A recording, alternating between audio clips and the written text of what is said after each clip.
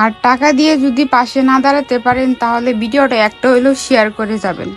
টাকা তোমার পিছন দিয়ে ভরে দেবো মাঙ্গের নাতি। হ্যাঁ, এই ছেলেটাকে হয়তো আপনারা কম বেশি সবাই চিনেন। এর নাম হইতাছে লাইফস্টাইল নাসিম, যার নাকি একটা পাওনা, কারণ লাগবে তো মেলা টাকা। তার পা না থাকার কারণে সে এই জিনিসটা সকলকে দেখিয়ে দেখিয়ে মানুষকে বোকাচন্দ্র বানিয়ে লাখ লাখ কোটি কোটি লক্ষ লক্ষ টাকা হাতিয়ে নিতেছে বাঙালি সহজ সরল মানুষদের কাছ থেকে। আর সেটা কিভাবে আজকে আমি প্রমাণ করে দেখিয়ে দিব। হাত জোর করে অনুরোধ করব এই ভিডিওটা একটা হলেও শেয়ার করে দিবেন। 2 বছর আগে তার আমি একটা ভিডিও দেখি, আর সেই ভিডিওতে দেখতে পাই যে সে মানুষের কাছ থেকে সাহায্য চাইতেছিল। তার পা নাই, সে একটা কৃত্রিম পা লাগাবে, এর জন্য যেই জিনিসটা দেখে আমি নিজেও তাকে পার্সোনালি কিছু টাকা হেল্প করছিলাম। কিন্তু ভাই রিসেন্টলি আবার দেখতে পেতেছি কিছুদিন আগে, আজ থেকে কিছুদিন আগে 11 সেপ্টেম্বর সেদিন সে আরেকটা ভিডিও আপলোড করছে। সেখানে সে আবার সাহায্য চাইতেছে, সেই এক সেম কাগজপত্র দেখিয়ে, এক জিনিস দেখিয়ে, যেটা সে 2022 সালে যে কাগজ দেখিয়ে বলেছিল 1,20,000 টাকা দিয়ে তার একটা পাও লাগাতে হবে, সেই জিনিসটা সে আবার এই 2024 সালে এসে দেখাইতেছে। আর সেই ভিডিওটা ভাই এত পরিমাণ রিচ খাইছে, মানে হাজারের উপরে শেয়ার গেছে, 5.6 মিলিয়ন ভিউজ গেছে। মানে আপনারা একটু ভাবতে পারেন 60 লক্ষর কাছাকাছি। আর 60 লক্ষ তার ভিডিওতে রিচ হয়েছে, মানে সে এই ভিডিওতে কমপক্ষে $400-500 ইনকাম করছে, যা বাংলাদেশি টাকায় 60-70 হাজার টাকা। সে এই টাকা তো ইনকাম করছে, এমনকি তার ইনবক্স গিয়ে দেখতে পারি সকলেই তাকে টাকা পাঠাইছে। এই টাকার পরিমাণ কমপক্ষে 5-10 লক্ষ টাকা হবে। আর এটা আপনারা বিশ্বাস করতে নাও পারেন, কিন্তু আমি বিশ্বাস করি, কারণ আমরা অনেক দিন আগে একটা মেয়েকে সাহায্য করেছিলাম। আমাদের খুব কমই ভিউ হয়েছিল, কিন্তু সেখানেও আমরা 3 লক্ষ টাকার মতো আর্ন করতে পারছিলাম, যে জায়গায় আমাদের এভারেজ কয়েকজনের মিলে ভিউ ছিল 1 লক্ষ টাকা। থাকেন যে এটি হচ্ছে আমাদের একমাত্র নাম্বার।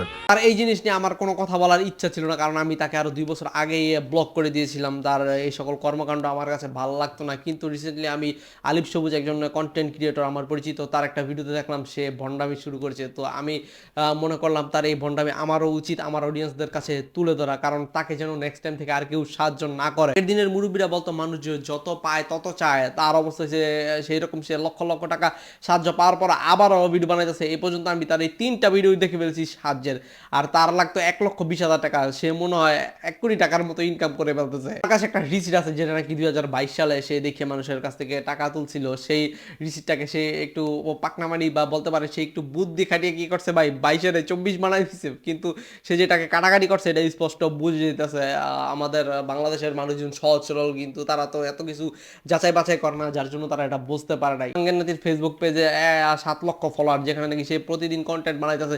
সে তো ফেসবুক থেকে এমনিতে 50,000 টাকা প্রত্যেক মাসে ইনকাম করে, তারপর নাকি তার সাহায্য লাগে। সাধারণ মানুষদেরকে বলতেছি, আপনারা যে সাহায্যগুলো করতেছেন, দেখবেন আপনারা ঠিকই গরিব রয়ে গেছেন। আপনাদের টাকা দিয়ে এই মাঙ্গের নাতে হঠাৎ দেখবেন একটা বাড়িঘর কিনা বিল্ডিং করে খাড়া করা দিছে, মানুষকে বারবার ধোকা দিয়েছে। এই জিনিসটা আমি কোনোভাবেই মেনে নিতে পারতাছি না। সো আমি সবাইকে বলবো এর বিরুদ্ধে আপনারা প্রতিবাদ বা প্রতিরোধ গড়ে তুলুন। ওগো, হ্যাঁ, তুমি যে পাও লাগানোর জন্য চেষ্টা করতেছো, মাঙ্গের নাতি একটা বিয়ে করছে ভাই, বউডা ওর মতো হয়েছে। বউডা এরকম ভাবে ভাই স্ক্রিপ্ট করে ভিডিও বানায়, মানে এত অসহায়। এরা দেখলে সহজ সরল মানুষ বলবে ভাই আমার কাছে টাকা না থাকলে আমি হাওলাত করে এরা টাকা সাহায্য করবো, এমন ভাই ইমোশনাল ব্ল্যাকমেল করে। এদের পেজে ঢুকলেই দেখবেন যে এরা খেতে খামারে এখানে সেখানে কাজ করতেছে, খুবই কষ্টে আছে। আবার ভাই এরা বিভিন্ন স্পন্সর করতেছে, মাছের স্পন্সর, এটার স্পন্সর, সেটার স্পন্সর, এগুলো যে করতেছে ভাই, এত এত মাছ তারা রাখস কই, ফ্রিজ না থাকলে এটার উত্তর দিয়ে আমারে। পার্সোনালি মনে করি এরা মানুষকে ধোকা দেওয়ার কারণে সবসময় সহজ সরল বা গরিব সাজে, কিন্তু প্রকৃতপক্ষে তারা এরকম না।